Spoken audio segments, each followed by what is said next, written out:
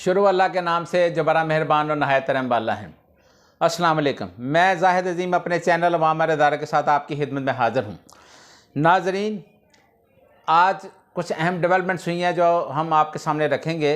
सबसे पहले हम बात करेंगे चौधरी परवेज़ इलाही साहब के घर पुलिस और एंटी करप्शन ने छापा मारा और इसकी शदीद मज़म्मत की जानी चाहिए क्योंकि ये बिल्कुल एक गलत कार्रवाई थी।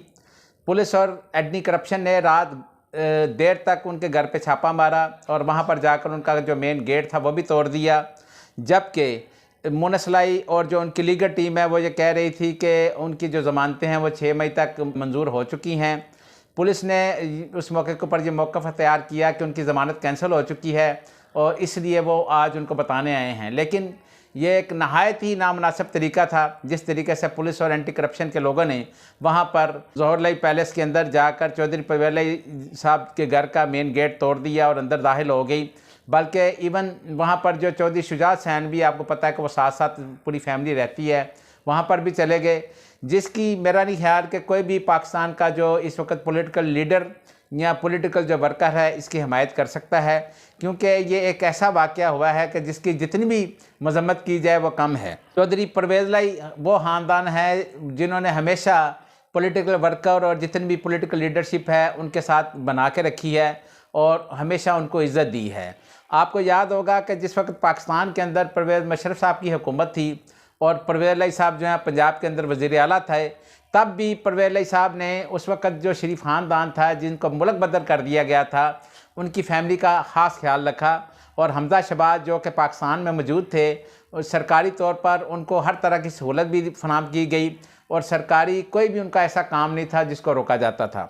लेकिन नहायत अफसोस के साथ कि पुलिस ने वहाँ पर रेड करके उनके लोगों को भी गिरफ़्तार कर लिया, उनकी जो ख़वातीन हैं उनको भी गिरफ़्तार करने की कोशिश की गई और उनका जो मेन गेट था वो भी तोड़ दिया। आज चौधरी परवेज़ इलाही और उनकी जो लीगल टीम है उन्होंने लाहौर हाई कोर्ट के अंदर इसके खिलाफ बाकायदा दरख्वास्त दायर कर दी है, जिसके ऊपर लाहौर हाई कोर्ट जो है वो एक्शन लेगी। लेकिन साथ साथ जो पॉलिटिकल लीडरशिप है, जो दूसरे सियासी कायदीन हैं, वो भी इसकी शदीद मज़म्मत करते हैं और इसी तरह हमने देखा है कि चौधरी शुजात हुसैन साहब ने भी इसकी बड़ी शदीद अल्फाज में मज़म्मत की है, क्योंकि ये है ही मज़म्मत के मुताबिक इस तरह की जो कार्रवाई है वो इसी लिहाज से भी पॉलिटिकल जो लीडरशिप है उनके घरों में करना मुनासिब नहीं, क्योंकि ये कोई दहशतगर्द लोग नहीं हैं, ये सियासी लोग हैं। और अगर सियासी लोगों के घरों में इस तरह पुलिस और कानून नाफज करने वाले जो इदारे हैं दावा बोलना शुरू कर देंगे और उनकी वहाँ पर जो बापर्दा ख़वातीन हैं उनको बेपर्दा करने की कोशिश की जाएगी, घर की जो चार दीवारी है उसका खास ख्याल नहीं रखा जाएगा, तो ये नहायत ही नामुनासिब बात है। और इसकी कोई भी इवन मेरे जैसा जो आदमी है या आप किसी भी बाशऊर जो बंदा है उससे पूछें, वो इसकी हिमायत नहीं कर सकता, बल्कि इसकी शदीद मज़म्मत की जानी चाहिए और हर कोई इसकी आज शदीद मज़म्मत कर रहा है। सुप्रीम कोर्ट ने प्रैक्टिस एंड प्रोसीजर बिल के खिलाफ 8 रुकनी जो बेंच है वो तश्कील दे दिया है। चीफ जस्टिस अमृता बंदयाल साहब ने जो 8 रुकनी बेंच तश्कील दिया वो 2 मई को 12:30 बजे इसकी समाअत शुरू करेगा। इसके लिए बाकायदा सुप्रीम कोर्ट ने attorney general, supreme court bar, Pakistan बार कौंसल, उसके अलावा जितनी भी तमाम पॉलिटिकल पार्टियां हैं उनको नोटिस जारी कर दिए गए हैं। आपको ये बताते चलें कि जो प्रैक्टिस एंड प्रोसीजर बिल है जो हुकूमत ने पार्लियामेंट के मुश्तरका अजलास से पास करवाया था, इसके बारे में मुख्तलिफ कानूनी माहिरीन की डिफरेंट राय है। कुछ जो कानूनी माहिरीन हैं वो ये कहते हैं कि ये जो बिल है ये बिल्कुल आइन से मुतसादम है और इसकी कोई हैसियत नहीं है, क्योंकि हुकूमत ने इसको सादा अक्सरियत के साथ पास करवाया, लिहाजा इसको आइनी तरमीम तो नहीं कहा जा सकता। ये एक उन्होंने एक्ट पास करवाया है, क्योंकि आइनी तरमीम करवाने के लिए 2/3 मेजॉरिटी होना ज़रूरी है।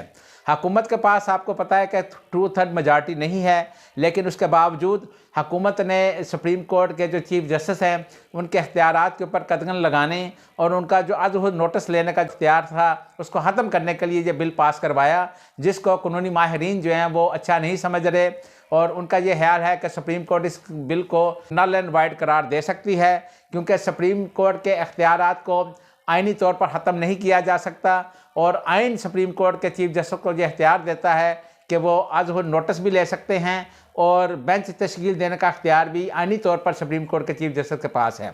लेकिन हुकूमत वक़्त ने इस बिल को पास करके उसके बाद सदर पाकिस्तान को भेज दिया और सदर पाकिस्तान ने तो उसके ऊपर साइन नहीं किए, लेकिन उसकी मुद्दत ख़त्म होने के बाद वो बहुत बिल बन गया, जिसको बाकायदा कौमी असम्बली सेक्रेटेरिएट ने बिल की शक्ल इख्तियार करके गज़टेड में प्रिंटिंग के लिए भी भिजवा दिया।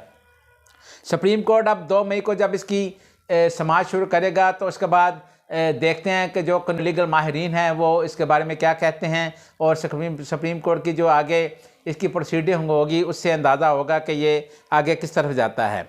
आज आर्मी चीफ ने भी एक बड़ा अच्छा बयान दिया है। आर्मी चीफ ने यह कहा है कि अवाम और अफवाज में दरार डालने की जो साजिशें की जा रही हैं, ये दुश्मन की साजिशें कभी भी कामयाब नहीं होंगी। उनका ये कहना था कि दुश्मन पूरी कोशिश कर रहा है कि पाकिस्तान की अवाम और पाकिस्तानी अफवाज के दरमियान जो है वो दरारें डाल दी जाएँ और उनको एक दूसरे से दूर कर दिया जाए।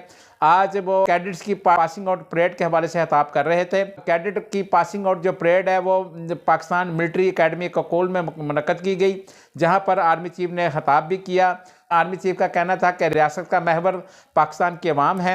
अवाम और पाक फ़ौज के बाहमी रिश्ते को हमेशा कायम व दायम रखा जाएगा और दुश्मन की ये जो चाल है कभी कामयाब नहीं होगी। उन्होंने कहा है कि पाक फ़ौज हमेशा अवाम के साथ खड़ी है और अवाम हम अपनी फ़ौज के साथ खड़ी है, और पाक फ़ौज हम वक्त अवाम के तहफ़्फ़ुज़ और सरहदों की हिफाजत के लिए तैयार रहती है। वज़ीर-ए-आज़म जनाब मियाँ शहबाज शरीफ साहब ने एक बहुत अच्छा ऐलान किया है, और जिसके मुताबिक उन्होंने एक रिफ़ाइनरी का ऐलान कर दिया है। इस रिफ़ाइनरी के ज़रिए लोगों को सस्ती गैस मुहैया हो सकेगी। अब जो गैस है वो डायरेक्ट पावर प्लांट के ज़रिए लोगों के घरों तक सप्लाई दी जाएगी। इससे पहले ये जो गैस है ये प्रोड्यूसर्स को दी जाती थी। प्रोड्यूसर्स इसको बहुत हाई रेट के ऊपर नेशनल ग्रिड तक पहुंचाते थे, जहां से लोगों को गैस मुहैया की जाती थी और लोगों को बहुत ज़्यादा गैस महंगी पड़ती थी। लेकिन ये उम्मीद की जाती है कि इसके ज़रिए लोगों को सस्ती जो गैस है उनके घरों तक मुहैया की जा सकेगी। अगर आपको हमारी ये वीडियो पसंद आई हो तो नीचे दिए गए सब्सक्राइब के बटन को प्रेस करके अपने चैनल का हिस्सा बने। अल्लाह ताला हम सब का हामी नासिर व खुदा हाफिज़।